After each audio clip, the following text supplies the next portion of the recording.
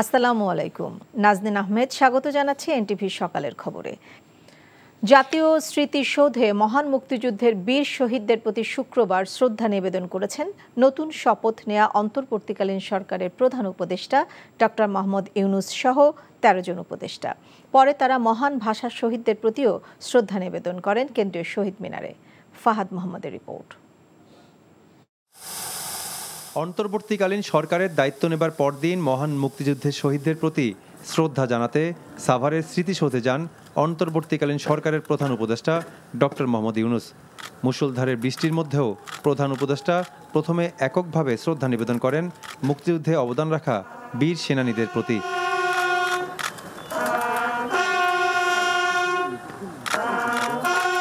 শ্রদ্ধা নিবেদনের পর কিছুক্ষণ দাঁড়িয়ে নীরবতা পালন করেন ডক্টর ইউনূস। এই সময় বিহগলে বাজানো হয় করুণ সুর।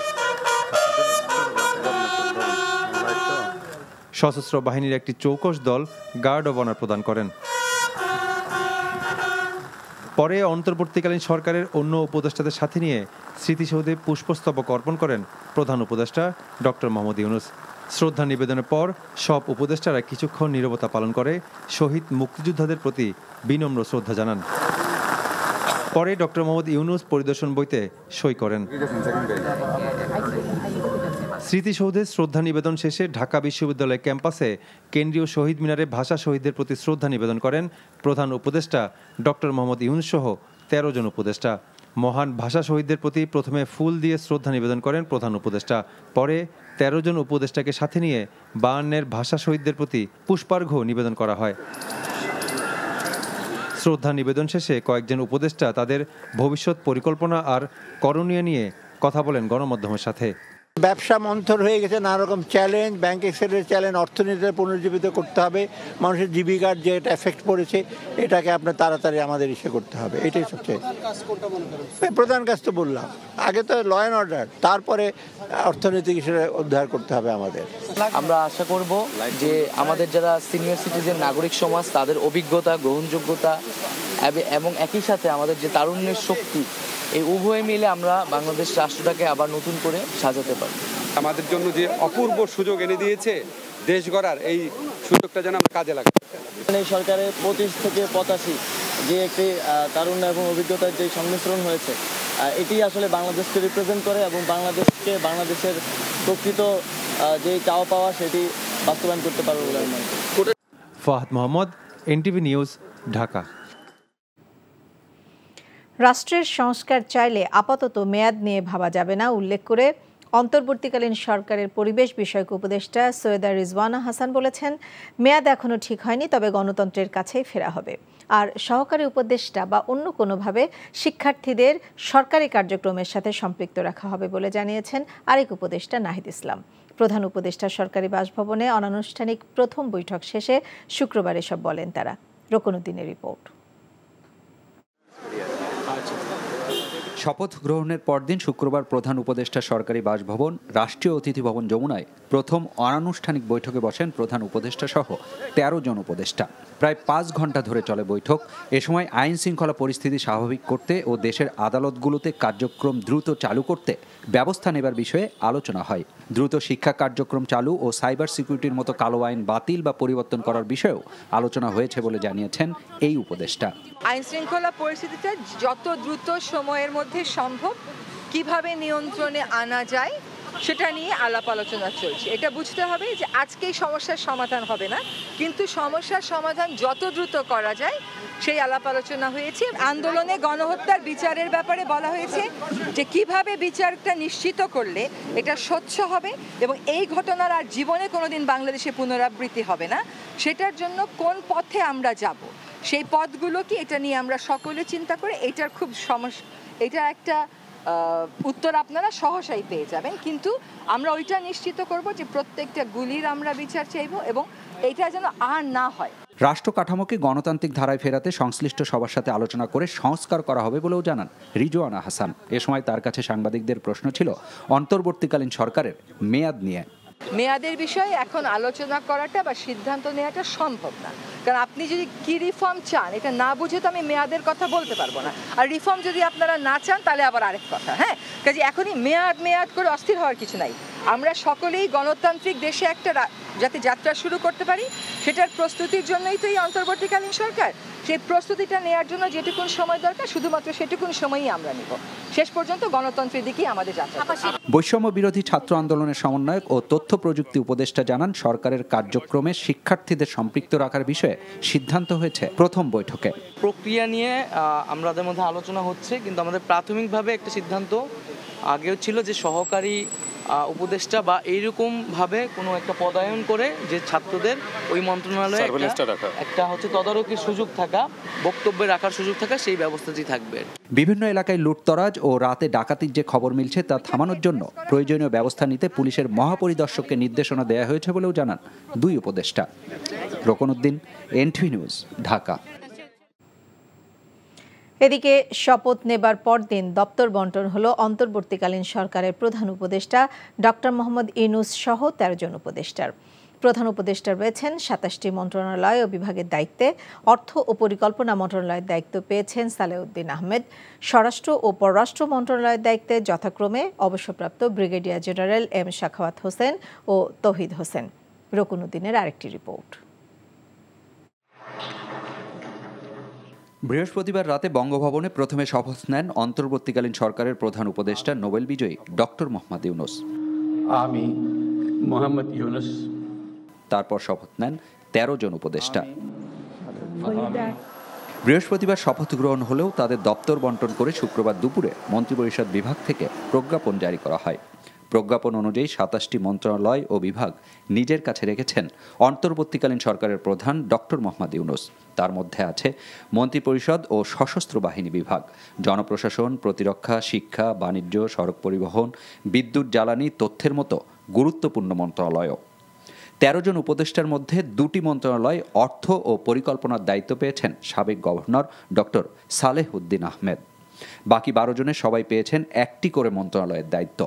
ডক্টর আসিফ নজরুল পেয়েছেন আইন, বিচার ও সংসদ বিষয়ক মন্ত্রণালয়, আদিলুর রহমান খান পেয়েছেন শিল্প মন্ত্রণালয়, হাসান আরিফ পেয়েছেন স্থানীয় সরকার, পল্লী উন্নয়ন ও সমবায় মন্ত্রণালয়, তৌহিদ হোসেন পেয়েছেন পররাষ্ট্র মন্ত্রণালয়, সৈয়দ রিজওয়ানা হাসান পেয়েছেন পরিবেশ, বন ও জলবায়ু পরিবর্তন বিষয়ক মন্ত্রণালয়, অবসরপ্রাপ্ত brigadier general M Sakhawat Hossain পেয়েছেন স্বরাষ্ট্র মন্ত্রণালয়, ডক্টর আফম খালিদ হোসেন পেয়েছেন ধর্ম বিষয়ক মন্ত্রণালয়, ফরিদা আক্তার পেয়েছেন মৎস্য ও প্রাণী সম্পদ মন্ত্রণালয়, শারমিন এস মুর্শিদ পেয়েছেন সমাজ কল্যাণ মন্ত্রণালয় এবং নূরজাহান বেগম পেয়েছেন স্বাস্থ্য ও পরিবার কল্যাণ মন্ত্রণালয়। বৈষম্য বিরোধী ছাত্র আন্দোলনের দুই সমন্বয়ক নাহিদ ইসলাম পেয়েছেন ডাক, টেলিযোগাযোগ ও তথ্য প্রযুক্তি মন্ত্রণালয় এবং আসিফ মাহমুদ সজীব ভুঁইয়া পেয়েছেন যুব ও ক্রীড়া মন্ত্রণালয়ের দায়িত্ব। বৃহস্পতিবার রাজধানীর বাইরে থাকায় ৩ জন উপদেষ্টা সুপ্রদীপ চাকমা, ফারুকি আজম ও বিধান রঞ্জন রায় শপথ গ্রহণ অনুষ্ঠানে উপস্থিত হতে পারেননি। শপথ নেবার পর তাদের দপ্তর বন্টন করা হবে বলে জানানো হয়েছে মন্ত্রিপরিষদ বিভাগের পক্ষ থেকে। রকুনউদ্দিন, এনটিভি নিউজ, ঢাকা। বাংলাদেশের অন্তর্বর্তীকালীন সরকারের প্রতি জাতিসংঘের পূর্ণ সমর্থন রয়েছে বলে জানিয়েছেন ঢাকায় সংস্থাটির আবাসিক সমন্বয়কারী গোয়েন লুইস। বিএনপি চেয়ারপারসনের গুলশান কার্যালয়ে শুক্রবার দলটির ৩ সদস্যের প্রতিনিধির সাথে বৈঠক শেষে তিনি কথা বলেন। আর সবাই মিলে নতুন বাংলাদেশ গঠনে কাজ করতে চায় বিএনপি। জুনায়েদ আল হাবিবের রিপোর্ট। বাংলাদেশে অন্তর্বর্তীকালীন সরকার গঠনের পর প্রথমবারের মতো বিএনপি প্রতিনিধি দলের সাথে বৈঠকে বসেন ঢাকায় নিযুক্ত জাতিসংঘের আবাসিক সমন্বয়কারী গোয়েন লুইস। বিএনপি মহাসচিবের পাশাপাশি বৈঠকে অংশ নেন দলের স্থায়ী কমিটির সদস্য আমির খসরু মাহমুদ চৌধুরী ও সাংগঠনিক সম্পাদক শামা ওবায়েদ।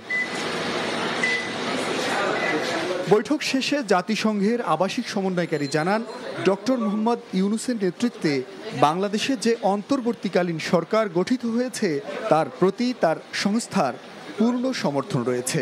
আগামী নির্বাচনের আগ পর্যন্ত বাংলাদেশের উন্নয়নে জাতিসংঘ কী ধরনের ভূমিকা রাখতে পারে সে বিষয়ে বিভিন্ন রাজনৈতিক দল ও সুশীল সমাজের প্রতিনিধিদের সাথে আলোচনা চলছে বলেও জানান তিনি। We are meeting because, as you all know, last night a new transition government was announced under the leadership of Dr. Yunus, and the United Nations has a very important role in supporting this transition government. So we're meeting all of our stakeholders and all of the parties involved and all of the civil society organizations to begin conversations about how the UN can support Bangladesh along the path for looking at a new investigation for what happened, path to reconciliation, and advancing on our development priorities in the country, and of course supporting until the new transition government can announce elections in the coming months. BNP নেতা আমির খসরু মাহমুদ চৌধুরী জানান, সবাই মিলে কিভাবে আগামী দিনের বাংলাদেশ গড়ে তোলা যেতে পারে সে বিষয়ে আলোচনা হয়েছে। আজকের বাংলাদেশের এই বড় ধরনের যে পরিবর্তন হয়েছে, বাংলাদেশে যে আবার আমরা দ্বিতীয়বার স্বাধীনতা পেয়েছি, এর সাথে বাংলাদেশের মানুষের জনসমর্থন যেভাবে ছিল, আন্তর্জাতিক সম্প্রদায়ের ভালো সমর্থন ছিল, বিশেষ করে ইউনাইটেড নেশনসের একটা বড় ধরনের সমর্থন ছিল। বাংলাদেশের মানুষের হিউম্যান রাইটস ফিরিয়ে আনা, বাংলাদেশের উন্নয়ন পার্টনার যারা আছে তারা বাংলাদেশের আগামী দিনের ভবিষ্যৎ কী হবে সেটা নিয়ে সকলের মধ্যে একটা দ্বিধাদ্বন্দ্ব ছিল। আজকে সকলের সেই সংখ্যা কেটে গেছে। জাতিসংঘ সহ উন্নয়ন সহযোগীদের নিয়ে একটি নতুন বাংলাদেশ গড়ার প্রত্যয় ব্যক্ত করেন বিএনপি নেতারা। জুনায়েদ আল হাবিব, এনটিভি নিউজ, ঢাকা। এবার বাজার পর্যবেক্ষণে নেমেছেন শিক্ষার্থী ও জনতা। সবার সহযোগিতা পেলে চাঁদাবাজি ও সিন্ডিকেট মুক্ত করে দ্রব্যমূল্য মানুষের নাগালে আনা সম্ভব হবে বলে জানায় ছাত্র জনতা। তবে শুক্রবার বাজারে সব ধরনের পণ্যের সরবরাহ স্বাভাবিক হলেও নতুন করে আরেক দফা দাম বেড়েছে চালের। হাসানুল শাওনের রিপোর্ট। ঢাকার কারওয়ান বাজারে দ্রব্যমূল্য পরিস্থিতি পর্যবেক্ষণে নামে শিক্ষার্থী ও জনতার বেশ কয়েকটি দল। এ সময় তারা নিত্যপণ্যের বাড়তি দামের কারণ অনুসন্ধানের চেষ্টা করেন। পণ্যের কেনা দামের পাকা রসিদ দেখাতে না পারায় বাকবিতণ্ডায় জড়ান অনেক খুচরা বিক্রেতার সাথে।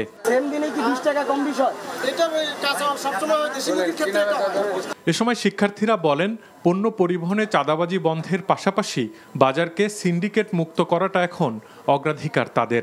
খুচরার দোকানে খুচরা যে বিক্রিগুলো করতেছে সেগুলো হচ্ছে অনেক বেশি একটা ডিসটেন্স কাজ করতেছে, এগুলো হচ্ছে আমরা মেইনটেইন করে ফেলবো। দোকানদারগুলো যেন হচ্ছে অতিরিক্ত দাম না নিতে পারে, এজন্য আমাদের আর কি ক্ষুদ্র চেষ্টা। যে জায়গায় দামের কোনো হেরফের আছে বা যারা এটা নিয়ে এখনো সিন্ডিকেট করতেছে তাদের দোকান বন্ধ করার আমরা চেষ্টায় আছি। ছাত্র জনতার এই বাজার পর্যবেক্ষণকে স্বাগত জানিয়ে সাধারণ ভোক্তারা বলেন, সর্বপ্রথমেই দ্রব্যমূল্য পরিস্থিতি নিয়ন্ত্রণ করতে কার্যকর পদক্ষেপ নিতে হবে অন্তর্বর্তীকালীন সরকারকে।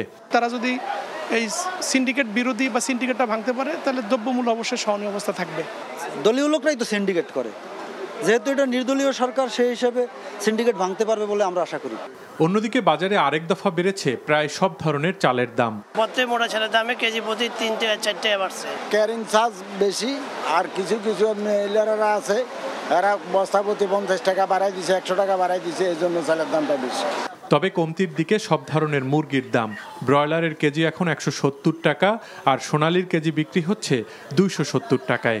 পাইকারি মুরগি মুরগি এখন মোটামুটি সব জায়গা থেকে আসতেছে, মুরগি অ্যাভেলেবেল মুরগি আছে, দামও একটু অনেক কমছে মোটামুটি। এছাড়া বাজারে সব ধরনের সবজির দামও কমতির দিকে। Hasanul Shaon, NTV news, Dhaka. নতুন সরকারের কাছে গণতন্ত্র ও সুশাসন প্রতিষ্ঠার পাশাপাশি একটি দুর্নীতি ও শোষণমুক্ত দেশ চায় সাধারণ মানুষ।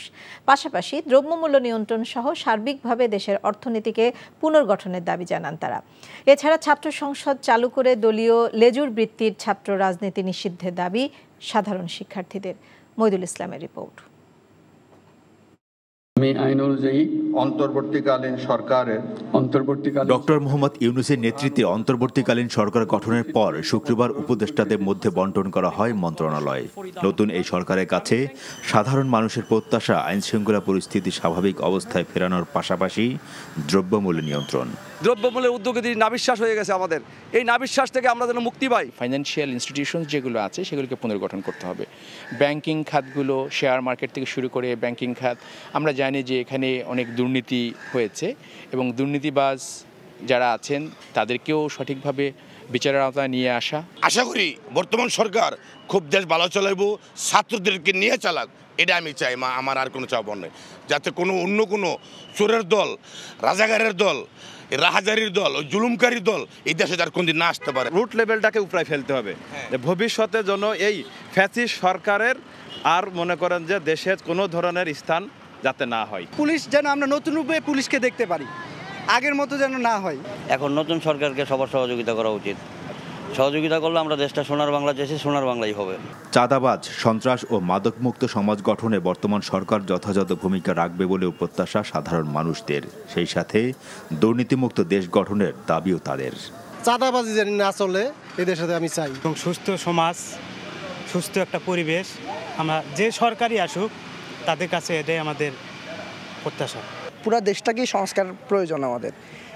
পাশাপাশি হচ্ছে স্টুডেন্ট হিসেবে আমরা চাবো যে আমাদের ঢাকা বিশ্ববিদ্যালয়ে যাতে সংস্করণ করা হয় এবং নিরাপত্তা প্রদানটা করা হয় আর কি। নতুন প্রক্রিয়া টিম এসে আমাদের যে ছাত্র সংসদের যে নির্বাচন সেটা বাস্তবায়ন করা খুবই জরুরি আমি মনে করি। হাসপাতালে চিকিৎসা করাতে গেলে, কোথাও ব্যাংকে টাকা জমাতে গেলে লাইনে দাঁড়াও, একজন ভিআইপি হলে সাইডে তার স্পেশাল পাবে, আর একজন গরিব মানুষের জন্য যে আলাদা দীর্ঘ লাইনে দাঁড়িয়ে সে বিদ্যুৎ বিল দেবে, এই বিষয়টার আমরা অবসান চাই। আমাদের দেশে যারা মেধাবী ছিলেন, দেশের বাইরে আছেন, বিভিন্ন ইন্টারন্যাশনাল কোম্পানিতে জব করতেছেন, আমি সরকারকে আহ্বান করতেছিলাম তাদেরকে যেন দেশে আনা হয় এবং তারা যেন আমাদের দেশে উন্নয়নে ভূমিকা রাখে। রাষ্ট্রীয় প্রতিষ্ঠানগুলো পুনর্গঠনের মাধ্যমে দেশকে একটি প্রকৃত গণতান্ত্রিক ধারায় ফিরিয়ে নেওয়ার কাজে নতুন সরকার সফল হবে, এটাই প্রত্যাশা সাধারণ মানুষের। মইদুল ইসলাম, এনটিভি নিউজ, ঢাকা। মোমবাতি প্রজ্বলন ও জাতীয় সঙ্গীতের মধ্য দিয়ে শুক্রবার কোটা আন্দোলনে শহীদদের স্মরণ করল উত্তরাবাসী। এ সময় উপস্থিত ছিলেন আন্দোলনে নিহতদের স্বজনেরা। পরে উপস্থিত ছাত্র জনতার শপথ নেন রাষ্ট্র সংস্কারের, জানান শহীদরা থাকবে সবার স্মৃতিতে। রিপোর্ট করছেন কায়কোবাদ মাহমুদ। উত্তরা ৩ নম্বর সেক্টরের ফ্রেন্ডস ক্লাব খেলার মাঠে কোটা আন্দোলনের শহীদদের স্মরণে এই আয়োজন। সবার গায়ে কালো পোশাক, তবে শোক ছাপিয়ে দেশ গড়ার প্রত্যয় সবার চোখে মুখে। সমবেত কণ্ঠে জাতীয় সঙ্গীত শেষে নেন দেশ সংস্কারের শপথ। আমার সোনার বাংলা, আমি তোমায়। মোমবাতি প্রজ্বলন করে স্মরণ করেন শহীদদের। নিহতদের স্বজনরা স্মৃতিচারণ করেন তাদের প্রিয়জনের, বলেন শোককে শক্তিতে পরিণত করেই এগিয়ে যাচ্ছেন তারা। লং মার্চের দিনে আমি এতটাই শক্ত হয়েছি যে সরকারের কাছে আমার সেদিন প্রশ্ন, আমি যদি সংসদে ঢোকার আর উনি যদি থাকতেন আমি প্রশ্ন করতাম, আর কত রক্ত দরকার, একটা সন্তানকে আমি নিয়ে যাচ্ছি, এইটাকে নাও, তাও তুমি দেশে শান্তি দাও। আয়োজক এবং উপস্থিত ব্যক্তিরা জানান শহীদদের শোক বুকে নিয়েই আগামীর বাংলাদেশ গড়বেন তারা। বলেন যারা প্রাণ দিয়েছেন তারা থাকবেন সবার হৃদয়ে। এর পিছনে আমরা যাদেরকে হারিয়েছি আমরা আসলে তাদেরকে যেন ভুলে না যাই, সেজন্য আমাদের মেনলি আয়োজনটা। আমরা চাই যেন সবকিছু অন্যায়ের বিরুদ্ধে আমরা প্রতিবাদ করব, সত্যকে সত্য বলবো। কায়কোবাদ মাহমুদ, এনটিভি নিউজ, ঢাকা। 2009 সালে সংঘটিত পিলখানা হত্যাকাণ্ডের ঘটনায় সাবেক প্রধানমন্ত্রী শেখ হাসিনার বিচার দাবি করেছেন চাকরিচ্যুত বিডিআর সদস্যরা। শুক্রবার দুপুরে শাহবাগে জাতীয় জাদুঘরের সামনে মানববন্ধন থেকে এই দাবি জানান তারা। মানববন্ধনে চাকরিচ্যুত বিডিআর সদস্যরা বলেন, সেনাবাহিনী ও বিডিআর সদস্যদের হত্যার পাশাপাশি ক্ষমতা আঁকড়ে রাখতে পুলিশ বাহিনীকেও ধ্বংস করেছে আওয়ামী লীগ সরকার। বিডিআর সদস্যদের অভিযোগ, পিলখানা হত্যাকাণ্ড ঘটনার মামলায় মিথ্যা সাক্ষ্য না দেয়ায় তাদের চাকরিচ্যুত করা হয়েছে। চাকরিচ্যুত বিডিআর সদস্যরা প্রাপ্য সব অধিকার ফেরত দেওয়া সহ দ্রুত চাকরিতে ফেরত পুনর্বহালের দাবি জানান।